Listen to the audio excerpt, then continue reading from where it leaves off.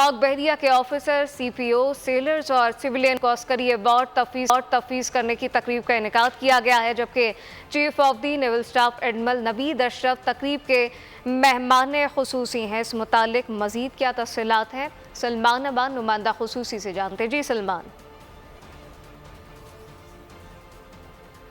सलमान सुन सकते हैं?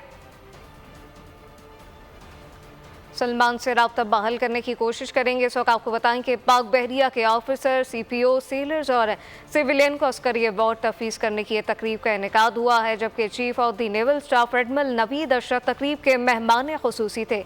तकरीब में 4 अफसरान को सितारा इम्तियाज़ मिलिट्री और 4 अफसरान को तमगा इम्तियाज़ मिलिट्री से भी नवाजा गया है, जबकि 104 चीफ पेटी ऑफिसर और सेलर को तमगा खिदमत मिलिट्री क्लास 1, 2 और 3 तफवीज़ किए गए हैं। आपको बताएं कि पाक बहरिया के ऑफिसर, सीपीओ, सेलर्स और सिविलियन को अस्करी अवार्ड तफवीज़ करने की तकरीब का इनेकाद हुआ, जिसमें chief of the naval staff ने शिरकत की।